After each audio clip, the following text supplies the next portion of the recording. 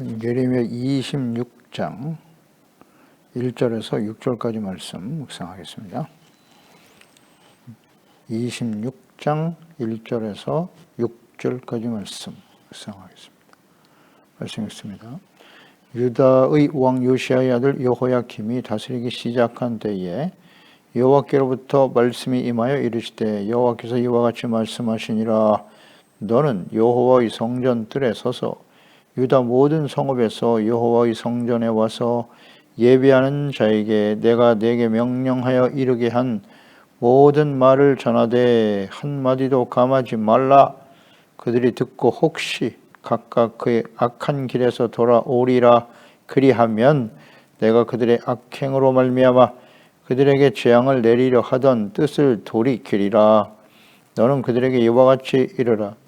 여호와의 말씀에 너희가 나를 순종하지 아니하며 내가 너희 앞에 둔 내 율법을 행하지 아니하며 내가 너희에게 나의 종 선지자들을 꾸준히 보내 그들의 말을 순종하라고 하였으나 너희는 순종하지 아니하였느니라.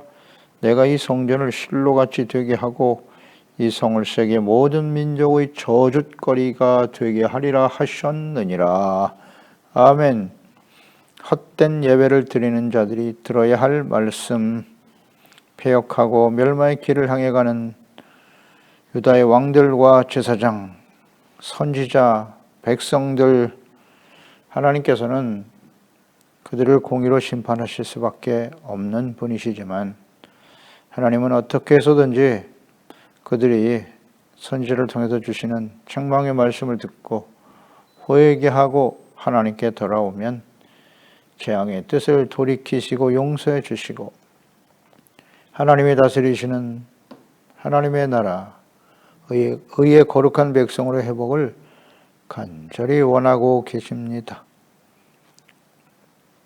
1절에 요시야 왕의 아들 여호야김 시대에 선지자 예레미야에게 임한 말씀입니다. 여호야김 왕은 그의 손왕이었던 여호아하스가 애굽 왕에 의해서 폐위를 당하고 그는 애굽에 끌려가 그곳에서 죽었습니다. 그리고 애굽 왕 바로가 대신하여 세운 왕이 여호야김입니다. 여호야김은 어떤 왕이었습니까? 왕하 23장 36절 37절에 여호야김이 왕이 될 때에 나이가 25세라 예루살렘에서 11년간 다스리니라. 그의 어머니 이름은 스바다라 루마보다의 딸이더라. 여호야김이 그 조상들이 행한 모든 일을 따라서 여호와 보시기에 악을 행하였더라. 11년간 다스렸나요? 그러니까 하나님께서 11년간 회개의 기회를 주었으나 돌이키지 못했다는 거죠. 끊임없이 악을 행했다. 이 11년의 시간은 하나님께서 선왕이었던 패역한 여호아하스를 본받지 말고 다윗과 같이 하나님 앞에 정직하게 바르게 주님을 섬기라고 기회를 주신 것인데 11년 동안 하나님이 참으시는 거죠. 이것이 하나님의 사랑과 인내입니다. 돌아오기를 기다리고 계시는 것이다. 돌이키지 못하죠. 구약의 마지막 선지자인 말라기 3장 7절에 만군의 여호와가 이르노라. 너희 조상들의 날로부터 너희가 나의 규례를 떠나 지키지 아니하였도다. 그런즉 내게로 돌아오라. 그리하면 나도 너희에게 돌아가리라 하였더니 너희가 이르기를 우리가 어떻게 하여야 돌아가리까 하는도다. 여기 이제 하나님의 뜻이 잘 나타나 있죠. 내게로 돌아오라. 그리하면 나도 너희에게로 돌아가리라. 먼저 결단하게 하시는 거예요. 하나님께서는 돌아오기를 기다리고 계세요. 그럴 때 내가 너에게 돌아가 너희 하나님이 되고. 그러나 하나님의 백성들이 뭐라고 말했습니까? 우리가 어떻게 하여야 돌아가리까? 하나님께 돌아가는 방법을 몰라요. 그러니까 의지 자체가 없는 것이죠. 어떻게 하나님께 돌아가는 것인가? 우리는 알고 있습니까? 하나님께 돌아가는 것이란 무엇인지 알고 있나요? 하나님께 돌아가다니요. 이미 우리는 하나님의 자녀와 백성인데요. 네, 언약의 백성 이스라엘 보고 돌아오라고 하시니 뭐 어떻게 돌아오라는 것입니까? 그 의미를 몰라요. 돌아온다는 의미는 무엇입니까? 악을 버리고 회개하면 돼요. 그게 하나님께 돌아가는 길이에요. 어렵지 않아요. 자신의 죄를 인정하고 그러니까 자신의 죄를 깨달아야 되겠지요. 죄를 깨닫기 위해서는 어떻게 해야 돼요? 하나님의 말씀 앞에 서야죠. 겸손이 중요해요. 겸손하고 정직하게 하나님의 말씀 앞에서 드러난 자신의 죄를 하나님 앞에 자백하고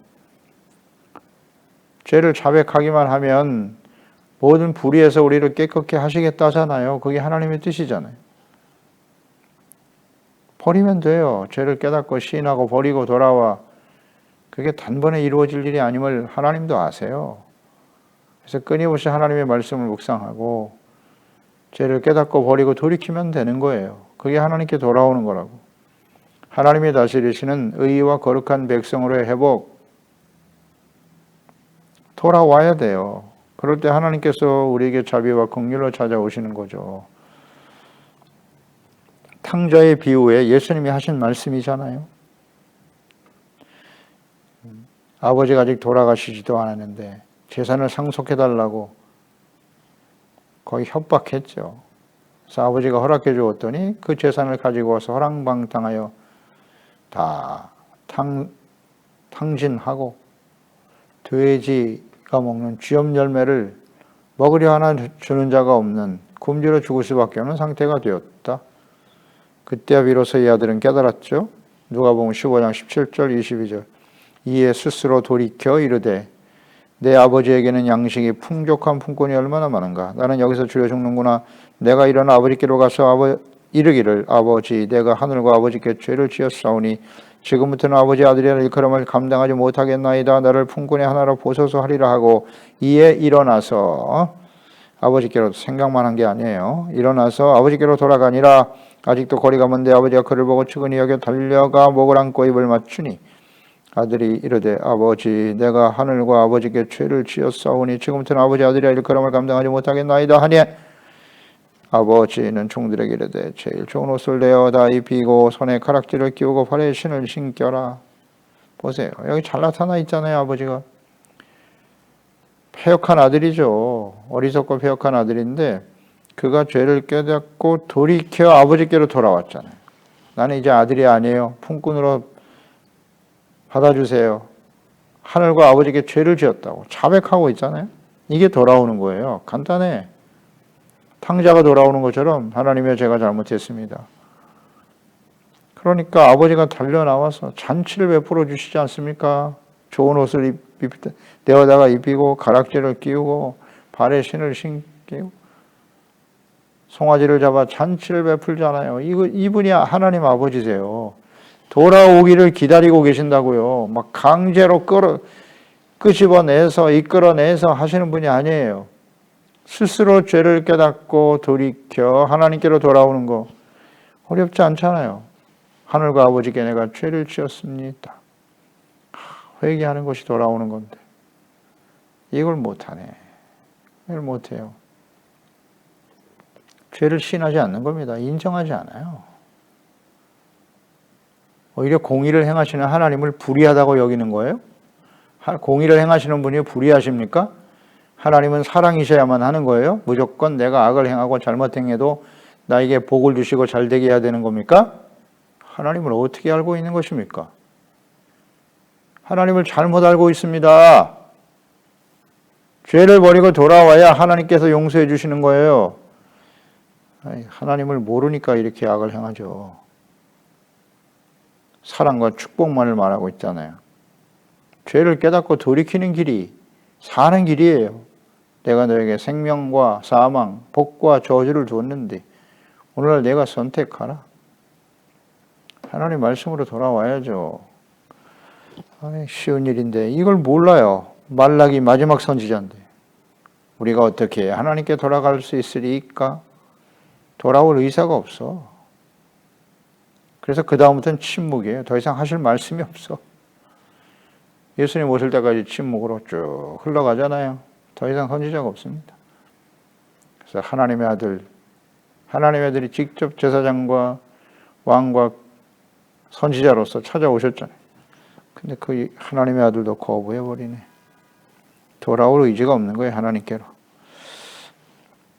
2절에 여호와께서 이와 같이 말씀하시니라. 너는 여호와의 성전들에 서서 유다 모든 성읍에서 여호와의 성전에 와서 예배하는 자에게 내가 내게 명령하여 이르게 한 모든 말을 전하되 한마디도 감하지 말라. 어디서 말씀 전하라고요? 성전에서.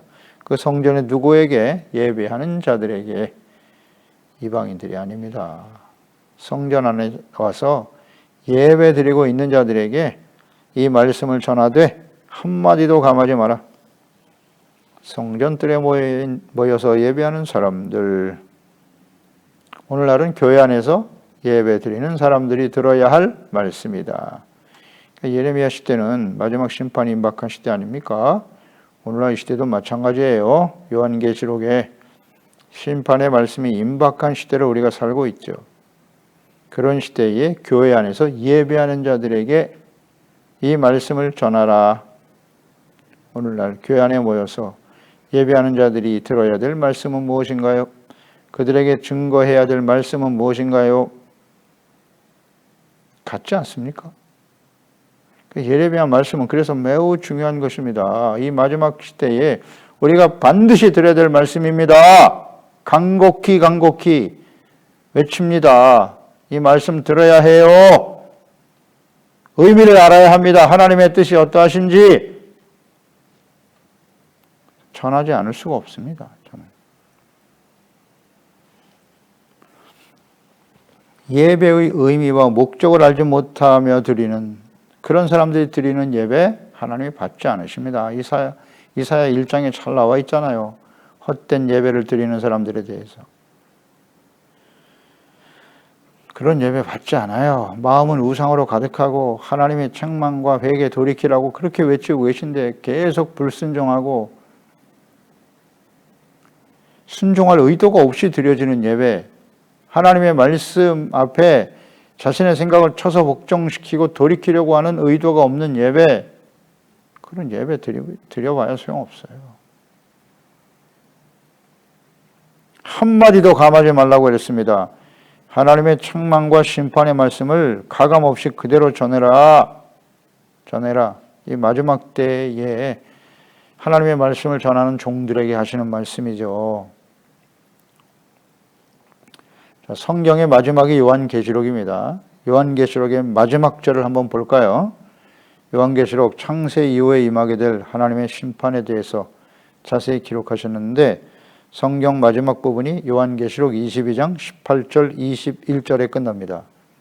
내가 이 두루마리 예언의 말씀을 듣는 모든 사람에게 증언하노니 만일 누구든지 이것들 외에 더하면 하나님이 두루마리에 기록된 재앙들을 그에게 더하실 것이요. 두루마리 요한계시록 성경 전체 내용 불순종하는 자들에게 임할 재앙에 대해서 말씀하신 거잖아요. 만일 누구든지 이 두루마리의 예언의 말씀에 대해 요한계시록 제하여 버리면 하나님이 두루마리에 기록된 생명나무와 및 거룩한 성의 참여함을 제하여 버리시리라.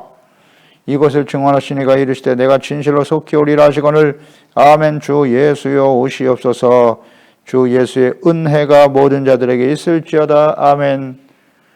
은혜가 있을지어다로 성경은 끝나요. 하나님의 은혜가 임하기를 주님은 간절히 원하세요. 은혜는 무엇입니까? 어떤 자에게 주어집니까? 겸손한 자에게. 겸손한 자는 누구입니까? 하나님의 말씀을 듣고 하나님 앞에 내가 죄인입니다. 자백하고 돌이키고 용서받고 의롭다함을 얻고. 이 요한계시록은 하나님의 재앙이잖아요. 심판. 다시 말하면 하나님의 공의, 죄에 대한 하나님의 공의의 심판이잖아요. 하나님의 공의가 작동되는 거예요. 왜 이 말씀을 기록하셨다고요? 왜 선지자들을 통해서 끊임없이 하나님의 책망과 회개의 말씀을 전하고 있나요? 3절에 나와 있죠. 왜 이 말씀을 계속 이렇게 전하는 것입니까? 3절 그들이 듣고 혹시 각각 그 악한 길에서 돌아오리라. 그리하면 내가 그들의 악행으로 말미암아 그들에게 재앙을 내리려 하던 뜻을 돌이키리라. 아멘. 이게 하나님의 뜻이잖아요. 왜 책망의 말씀, 심판의 말씀을 계속 듣게 하시나요? 악한 혹시라는 말을 쓰셨어요. 혹시 돌아오리라. 악한 길에서 돌아오리라. 이 혹시라는 말씀 속에는 이들이 돌아오지 않을 것이다. 예, 맞습니다. 그래서 심판이 임했어요. 바벨론에 의해서 멸망을 당했고, 마지막 시드기야 왕은 어떻습니까? 끝까지 결사항전하라. 우리는 승리할 것이다. 거짓 선지자들. 그리고 자기는 도망치잖아요. 그러다 잡혀서 자식들 그 앞에서 다 죽고, 두 눈이 뽑히고, 쇠사슬에 끌려 포로로 끌려가 죽더라. 이렇게 될 걸 분명히 말씀하셨는데, 하나님의 말씀을 허투루 들어요. 허투루. 그런 심판이나 재앙, 패배 이런 거 우리에겐 없어. 그런 부정적인 생각은 하지 마. 이런 어리석은. 하나님을 너무 몰라요. 하나님 그렇게 될 거라고 말씀하셨는데 두렵지도 않나? 점치는 사람들의 말은 들으면서 하나님의 말씀을 어찌 듣지 않느냐? 하나님이 없는 사람들보다 더 하나님을 믿지 않아요. 점치는 자들, 무당들이 하는 소리, 당신이 아들이 죽을 거야, 장차 실패할 거야. 그거 얼마나 두려워합니까? 그래서 부적을 사고 비싼 돈을 주고 다 돈 뜯어내려고 하는 일인데요. 어리석은 자들. 부적 갖다 붙이면 그래, 이것으로 인해서 내가 화를 면할 거야. 아니 그런 사람들만큼도 믿음이 없습니까? 당시에 이스라엘 백성들이 그랬잖아요. 하나님의 말씀을 듣고도 두려워하지 않아. 점치는 자들이 하는 말은 두려워하고. 오늘 또 그런 그리스도인들도 많아요. 하나님의 뜻을 깨닫지도 못하고 말이죠. 뭔가 그냥 악을 행하면서도 복을 받아야 된다. 그게 기복신앙이죠. 자기 본위의 신앙생활. 이거 다 우상숭배입니다. 그런 자세를 가지고 나와서 교회 안에서 예배를 드린 헛된 예배죠. 그런 예배를 하나님 받으실 리가 없죠. 그러니까 흩어버리시는 거예요. 예배를 중단시키셨어요, 하나님께서. 그런 자세로 예배하려면 예배하지 말라고. 교회 전체에 대한 하나님의 자녀 백성들에 대한 하나님의 뜻임을 우리는 잘 이해해야 합니다.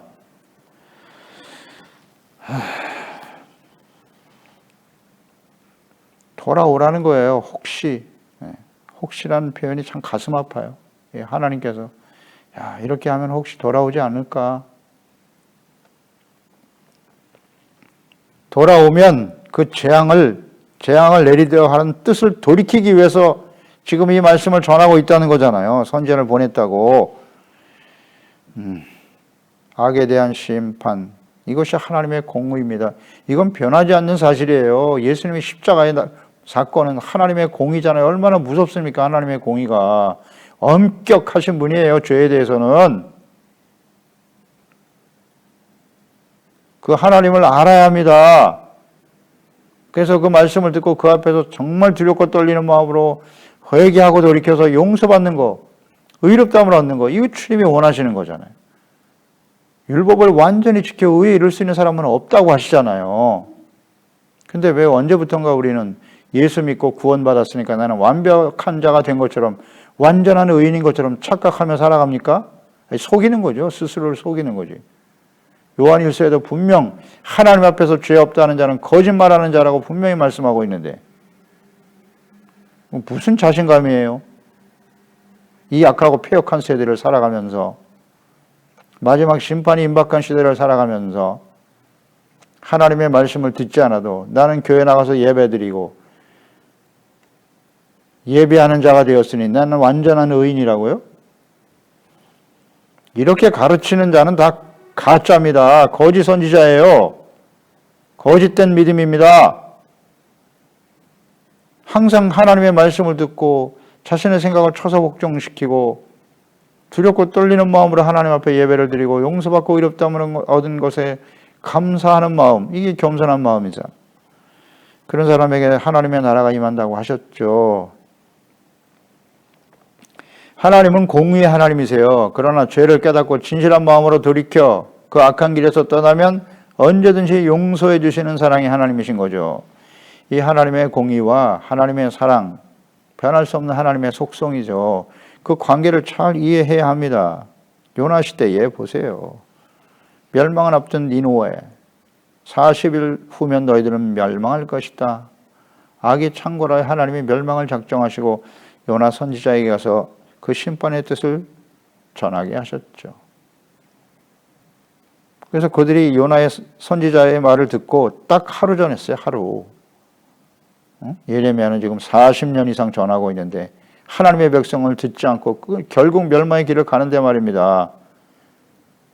요나가 전한 하루 동안 전한 말씀을 듣고 이 니느웨가 악이 창궐하여 심판을 당할 수밖에 없는 니느웨가 회개했습니다. 7절에 왕과 그 대신들이 조서를 내려 니느웨 선포하여 이르되 사람이나 짐승이나 소떼나 양떼나 아무것도 입에 대지 말고 곧 먹지도 말 것이요 물도 마시지 말 것이다. 사람이든지 짐승이든지 다 굵은 베옷을 입을 것이고 힘써 하나님께 부르짖을 것이며 자기 악한 길과 손으로 행한 강포에서 떠날 것이다. 선포하잖아요. 하나님이 뜻을 돌이키시고 그 진노를 그치사 우리가 멸망하지 않게 하시리라. 이 하나님 어떻게 알았죠? 그렇지 않을 줄 누가 알겠느냐 한지라 하나님이 그들이 행한 것 곧 그 악한 길에서 돌이켜 떠난 것을 보시고 하나님이 뜻을 돌이키사 그들에게 내리리라고 말씀하신 재앙을 내리지 아니하시니라. 이분이 하나님이세요. 이방인들도 심판받아 멸망당에 마땅한 사람들이지만 이렇게 회개하고 뜻을 돌이키니까 용서하시잖아요. 이분이 하나님의 사랑이에요. 하나님의 공의와 사랑이 정확하게 나타나 있는 것이 요나서입니다. 요나서. 이방인들도 이렇게 구원하시는데 본 백성들이 돌아오면 얼마나 용서하시겠습니까? 그러나 비극적인 일은 하나님의 백성들 40년을 전에도 안 돌아온다는 거죠. 니느웨는 단 하루 전했는데 회개하고 돌아왔는데 이것이 무엇을 의미하는 것인가? 이 성경에 나타난 하나님의 뜻을 잘 알아야 합니다. 하나님의 백성들이 왜 멸망을 향해 달려갔는지 그 악한 자들을 끊임없이 참고 기다리고 견디고 계시는 하나님의 사랑. 예수님 보내고 지금 2000년이 지났습니다. 어마어마하게 하나님이 기다리고 계시는 거예요. 그 백성 이스라엘을. 그래서 20세기에 하나님이 이스라엘을 회복시킨 거 아닙니까? 이제는 돌아와라. 지금도 안 돌아옵니다. 기다리다가 하나님의 때가 되면 이제 공의가 작동하는 거예요. 이방인으로 구원받은, 은혜로 구원받은 하나님의 자녀들 역시 마찬가지죠. 원가지도 이렇게 잘라내시는데 우리는 돌감람 나무 가지 아닙니까? 접붙인 가지인데 두려워하라 그랬어요. 잘라내신다. 하나님의 공의가 작동되는 겁니다. 우리가 선행조사로 보았잖아요. 하나님의 심판이 예루살렘에서부터 시작된다고. 또 그 이후에 계속되는 말씀을 통해서 우리가 깨닫는 바입니다. 교회에서부터 하나님의 자녀들로부터 심판이 시작되는 거예요. 아낌없이 잘라내십니다. 이게 하나님의 공의예요. 하나님의 아들도 죄를 짊어지고 십자가에 달리시니까 얼굴을 돌려버리시는 분이 하나님의 공의입니다. 그들의 폐역과 악행을 참고 기다리고 계세요. 그래서 이 하나님의 공의, 사랑, 이 속성을 잘 이해해야 합니다. 호세아 4장 6절 아닙니까? 내 백성이 지식이 없으므로 망하는도다. 내가 지식을 버렸으니 나도 너를 버려. 내 제사장이 되지 못하게 할 것이요 내가 내 하나님의 율법을 잊었으니 나도 내 자녀들을 잊어버리리라. 하나님의 말씀입니다. 내 백성이 지식이 없으므로 망하는도다. 이 지식이란 무엇입니까? 하나님에 대한 지식이잖아요. 하나님의 공의의 하나님이라는 사실을 잘 몰라요. 그러니까 이런 책망의 말씀을 듣고도 돌이키질 않죠. 계속 하나님 사랑 타령만 하고 있어요. 하나님은 무조건 용서해 주실 거야. 나를 불쌍히 여기시고 사랑하실 거야. 잘못 알고 있어요. 잘못 알고 있다고. 죄를 깨닫고 회개하고 돌이켜야죠. 그럴 때 용서와 자비와 긍휼이 임하는 것이지. 하나님의 사랑은 이미 우리의 삶 속에, 역사 속에 실현되고 있는 거예요. 오래 참으시잖아요. 그 악행을 견디고 계시잖아요. 하나님 목전에서 우상을 섬기고 하나님 앞에 그냥 침을 뱉는 거죠. 하나님을 멸시하고 말씀을 버리고 그 앞에서 성전의 우상의 더러운 것들을 끌어들이고, 와, 이거 어떻게 참습니까? 이게 하나님 견디고 계시는 거 보세요. 예레미야 시대에 40년을 견디셨다고 계속 보내시면서 예레미야 시대. 열왕기로 시작해서 사울 왕으로 시작해서 지금 마지막 시드기야 왕까지 얼마나 오랜 시간을 참고 계십니까? 아휴, 예수님 보내시고 2000년을 참고 계세요 지금. 중요한 건 누가 망한다고요? 내 백성이, 하나님의 백성이 지식이 없음으로 망한다고요. 이런 말 듣기 싫죠? 왜 하나님의 백성이 망해요? 왜 하나님의 자녀가 망하나요? 성경을 보세요. 죄를 돌이키지 않기 때문이에요. 하나님께 돌아오지 않으니까. 말씀하시잖아요. 내 지식을 버렸어? 하나님의 말씀을 버렸다는 거예요. 그래서 제사장이 되지 못하게 한다. 너희는 왕 같은 제사장이야. 거룩한 백성이 하나님의 왕이 되어 다스리시는 하나님의 나라가 되어야 하는데 버렸으니까 나도 너를 버릴 수밖에 없다는 거잖아요. 율법을 잊어버렸다고요. 잊어버렸다. 왜 잊어버렸을까요? 주야로 묵상하라고 했죠. 하나님께서 잊어버리지 않도록. 우린 돌아서면 잊어버려요. 말씀을. 그러니까 주야로 묵상하는 수밖에 없어요. 안 했다는 거예요. 경건의 삶을 버렸어요. 말씀을 듣고 돌이킬 생각 자체가 없어. 의도 자체가. 그렇게 드리는 예배, 그리고 성전에 나와서 예배는 드리네. 이런 헛된 예배를 드리고 있는 백성들에게, 즉 마지막 환난을 앞두고 있는 오늘날 교회 안에서 예배 드리는 자들이 드려야 될 말씀 4절, 너는 그들에게 이와 같이 이르라. 감하지 말라 그랬어요. 여호와의 말씀에 너희가 나를 순종하지 아니하며 내가 너희 앞에 둔 내 율법을 행하지 아니하며 내가 너에게 나의 종 선지자를 꾸준히 보내 그들의 말을 순종하라고 하였으나 너희는 순종하지 아니하였느니라. 단순 명료하죠. 하나님의 말씀을 듣는 목적이 뭐다? 순종하기 위해서. 하나님의 말씀에 대한 우리의 태도는 두 가지뿐이다. 순종과 불순종. 불순종. 하나님의 말씀을 듣고도 불순종하는 것과 하나님의 말씀을 듣지 않으면 절대 순종할 수 없다. 알아야 순종을 하지. 결론은 같아요. 그러나 듣고도 순종하지 않는 것이 더 악하죠. 그러니까 아예 듣지를 않아 버리는 거예요. 하나님의 말씀은 가까이 안 해. 아예 듣지 않아. 자기가 듣고 싶은 말만 들으려고 하고.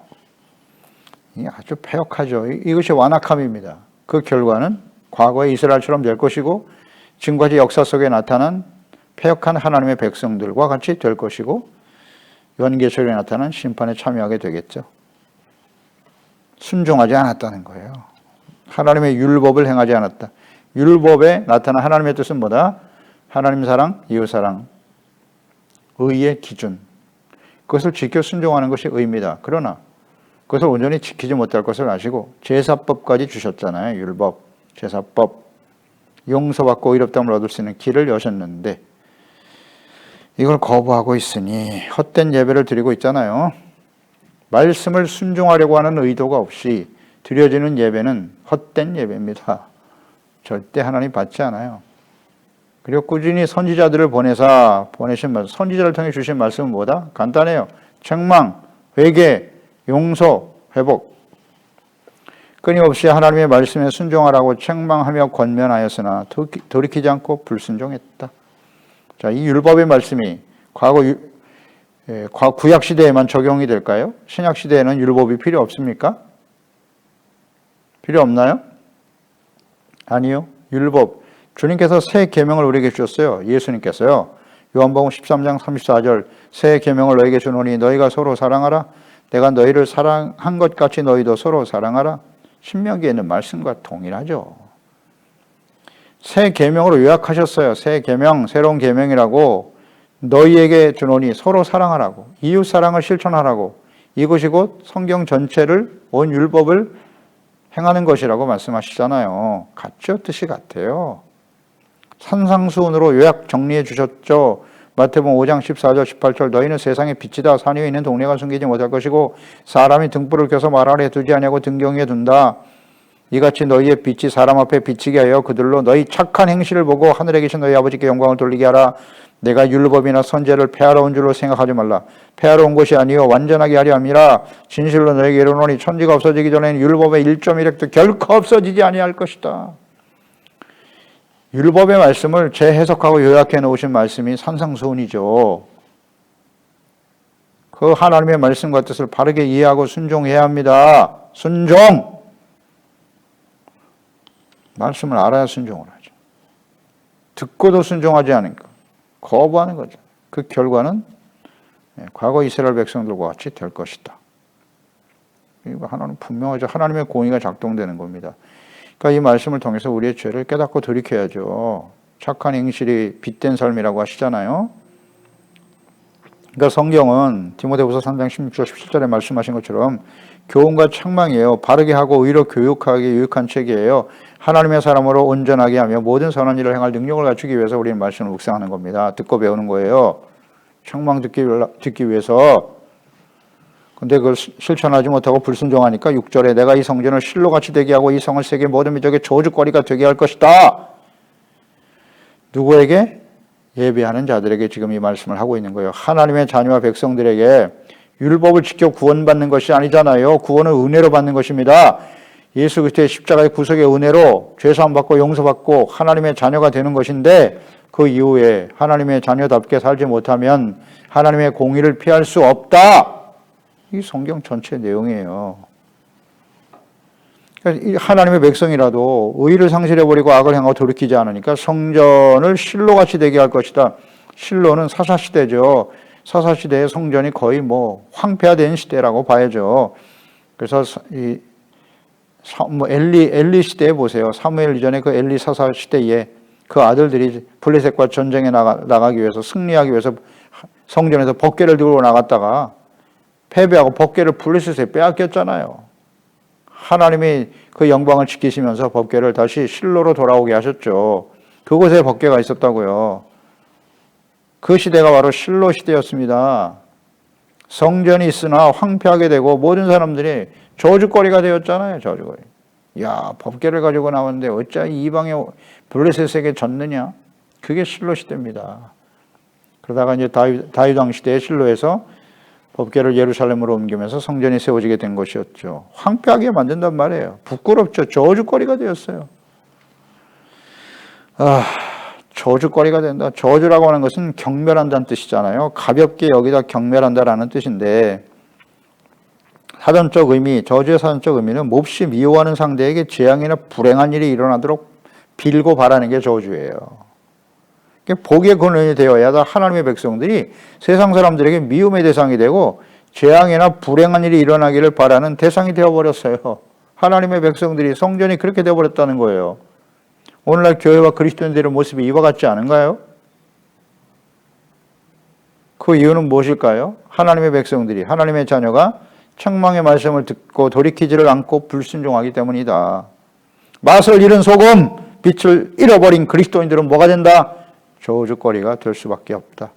기도하겠습니다. 하나님 아버지, 오늘도 주의 말씀을 통해서 하나님의 백성들이 하나님의 말씀을 듣고 돌이키지 않음으로써 불순종함으로써 당하는 그 고통과 시련, 세상 사람들의 복의 근원에 대할 사람들이 저주거리가 되고 말았다.